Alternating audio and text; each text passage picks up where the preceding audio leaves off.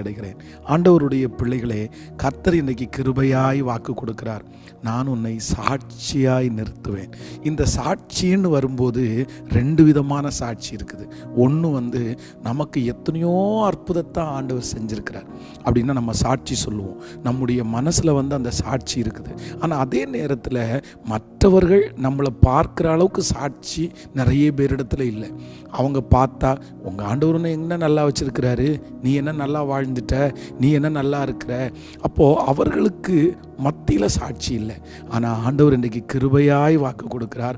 இந்த இரண்டு சாட்சியையும் ஆண்டவர் உங்களுக்கு தரப்போகிறார். ஒன்று, இது இந்த வருஷத்தினுடைய கடைசி மாதம். பாருங்கள், நம்முடைய இருதய நன்றியால் நிரம்புது.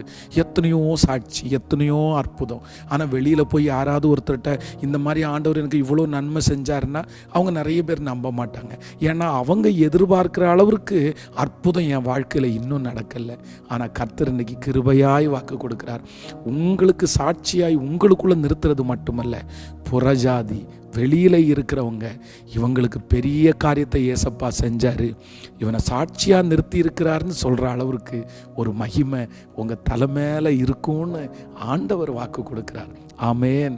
ஆண்டவருடைய பிள்ளைகளே, ஒவ்வொரு நாளும் நம்ம ஒவ்வொரு ஞானத்திற்காக நம்ம ஜெபிச்சிட்ருக்கிறோம். இன்றைக்கி ஒரு மிக முக்கியமான ஒரு காரியத்திற்காக நம்ம ஜெபிக்க போகிறோம். யாத்ராகமம் 14ஆம் அதிகாரத்தினுடைய 14வது வசனம்.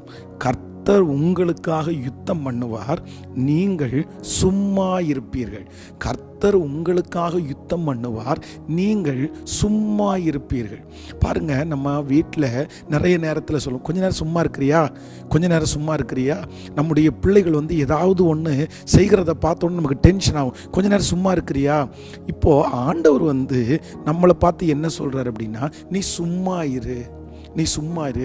இந்த சும்மா இருக்கிறது என்கிறது ஒரு மிகப்பெரிய ஞானம்.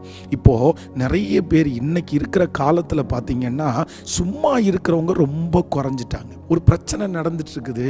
சில பிரச்சனையெல்லாம் ஆண்டவருடைய பிள்ளைகள் எதுவுமே செய்யக்கூடாது, எதுவுமே பண்ணக்கூடாது. ஆனால் நம்ம என்ன பண்ணுறோம் தெரியுமா, பிரச்சனைன்னு ஒன்று வந்துச்சுன்னா நம்ம பார்ட்டுக்கு ஏதாவது ஒன்று பண்ணணும்னு நினைப்போம். அதை பண்ணலாமா, இதை பண்ணலாமா. ஆனால் ஆண்டவருடைய பிள்ளைகளே, இந்த இடத்துல ஆண்டவர் சொல்கிறார், யுத்தம் ரொம்ப பெருசாக இருக்குது, ஏதாவது ஒன்று பண்ணியே ஆகணும், அந்த மாதிரி ஒரு சூழ்நிலை.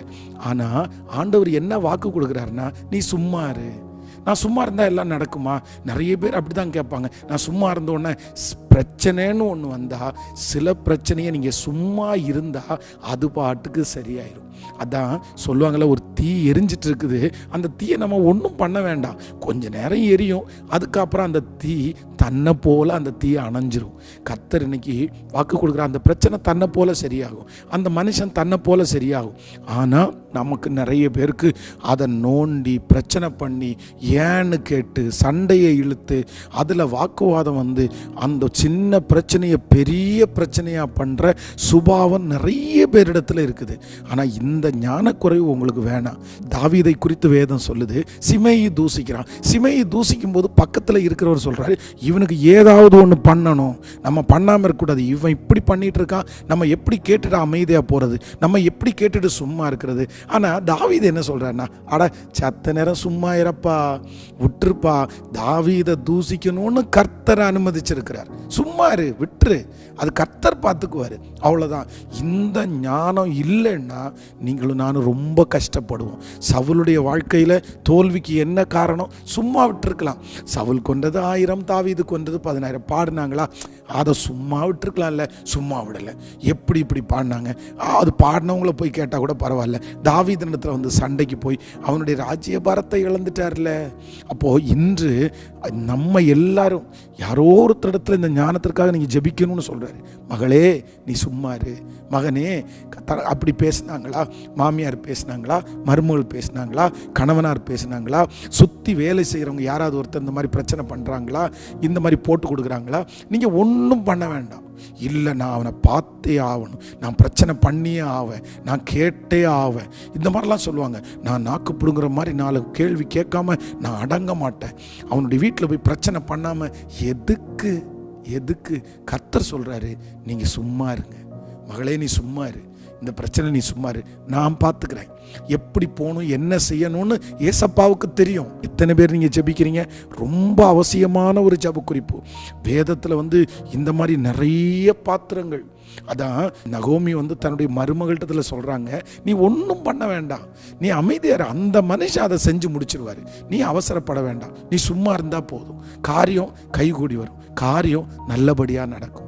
சும்மா இருக்கணும்னு ஆண்டவர் கிருபையாய் அழைக்கிறார். சில நேரத்தில் சுற்றி இருக்கிற மனுஷர்கள் நம்மளை சும்மா இருக்க விடாம பிரச்சனை பண்ணிட்டே இருக்கலாம். நீ ஏதாவது பண்ணு, நீ ஏதாவது செய், அவனுக்கு பண்ணால, அவனை திட்டினால, இந்த மாதிரி ஏகப்பட்ட பேர் இருப்பாங்க.